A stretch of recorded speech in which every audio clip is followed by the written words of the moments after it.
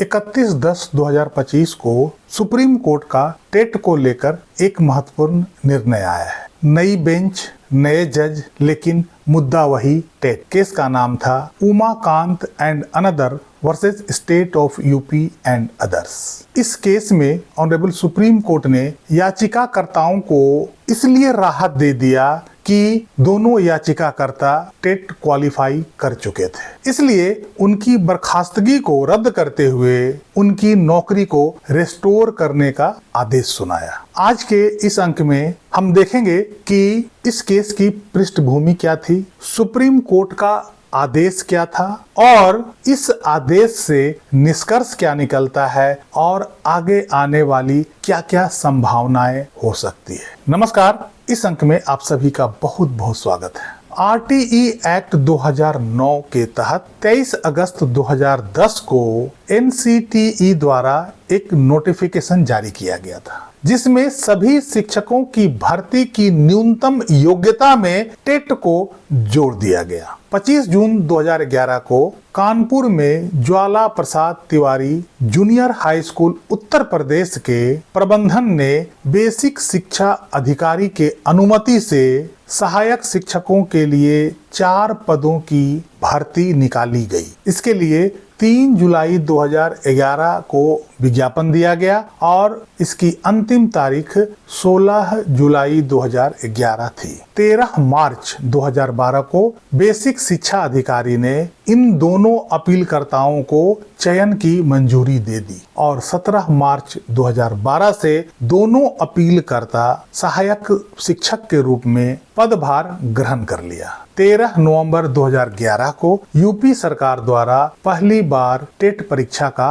आयोजन किया गया। एक अपीलकर्ता ने 25 नवंबर 2011 को टेट क्वालिफाई कर लिया, अर्थात उसने ज्वाइनिंग से पहले टेट क्वालिफाई कर लिया, जबकि दूसरे अपीलकर्ता 24 मई 2014 को टेट क्वालिफाई किया। 9 अगस्त 2017 को आरटीई अधिनियम की धारा 23 में एक संशोधन किया गया, जिसमें कहा गया था कि वे सभी शिक्षक जिन्होंने अभी तक टेट क्वालिफाई नहीं किया है, वे सभी शिक्षक 31 मार्च 2019 तक टेट क्वालिफाई कर ले। बावजूद इसके बेसिक शिक्षा अधिकारी ने 12 जुलाई 2018 को इन दोनों अपीलकर्ताओं की सेवाएं समाप्त कर दी, रद्द कर दी, बर्खास्त कर दिया, क्योंकि नियुक्ति के समय उनके पास टेट की योग्यता नहीं थी। इन दोनों शिक्षकों ने इलाहाबाद हाई कोर्ट में अपील दाखिल किया। हाई कोर्ट की सिंगल बेंच और डिवीजन बेंच दोनों ने अपीलकर्ता के याचिका को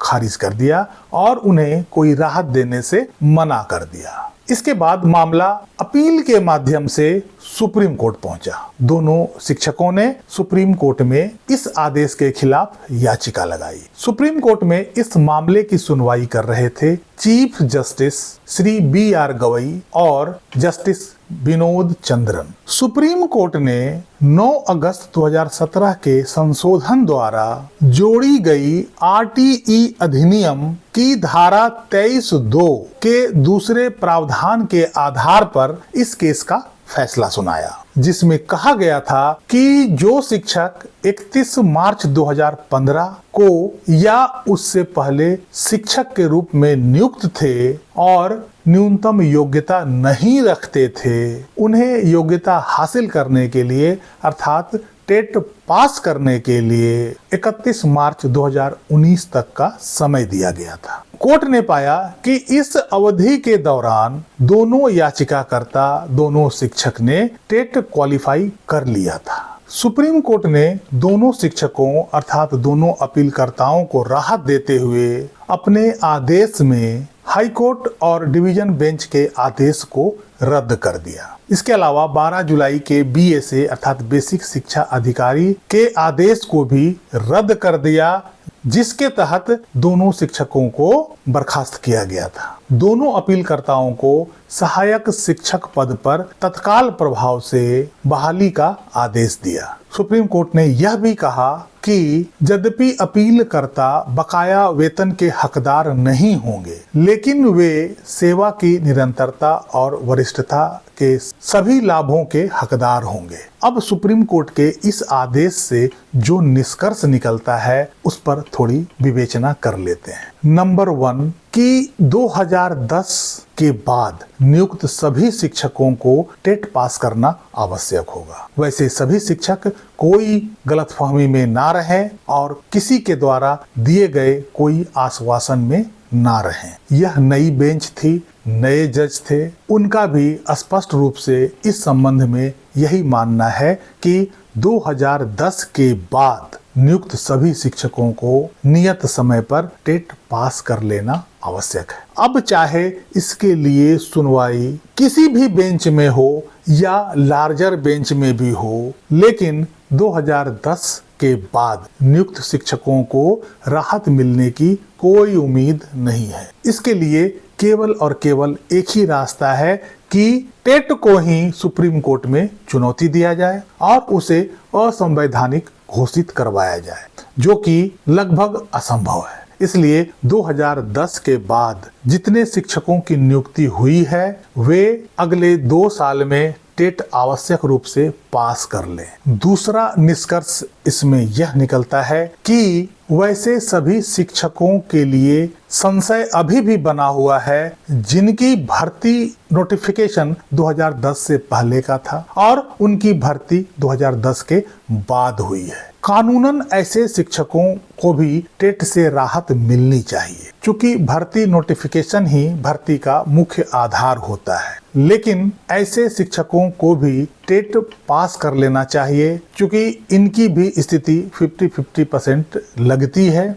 यदि कोर्ट ने नियुक्ति के तारीख को आधार मान लिया तो ऐसे सभी शिक्षकों के लिए मुश्किल खड़ा हो जाएगा और उन्हें नौकरी बचानी मुश्किल हो जाएगी। इसलिए ऐसे शिक्षकों के लिए कंफ्यूजन अभी तक बना हुआ है, लेकिन सेफर साइड के लिए ऐसे भी शिक्षक टेट पास कर लें। तीसरा, अब बचता है कि 2010 से पहले नियुक्त शिक्षकों की यह लड़ाई मुख्यतः उन्हीं शिक्षकों की है जिनका कानूनी आधार वैध है और मजबूत है। ऐसे सभी शिक्षकों को मेरी राय में राहत मिलने की पूरी संभावना है। उन शिक्षकों के ऊपर टेट लादना पूरी तरीके से असंवैधानिक है, क्योंकि उन शिक्षकों की भर्ती उस समय हुई थी जिस समय टेट नाम का चीज भी अस्तित्व में नहीं था। ऐसे में टेट को रिट्रोस्पेक्टिवली लागू कर देना कहीं से संवैधानिक नहीं हो सकता है। इसलिए 2010 से पहले नियुक्त शिक्षकों की लड़ाई वैध है, उनकी लड़ाई वाजिब है, उनका यह कानूनी हक है, इसका विरोध करे और अपनी हक की लड़ाई लड़े। यह उनके लिए भी उनकी अपनी नौकरी की रक्षा करना उनका मौलिक अधिकार है। इस अंक में यहीं तक। कैसी लगी जानकारी कमेंट करके जरूर बताइएगा। वीडियो को लाइक कीजिएगा, चैनल को सब्सक्राइब कीजिएगा। मिलते हैं अगले अंक में, तब तक के लिए जय हिंद, वंदे मातरम।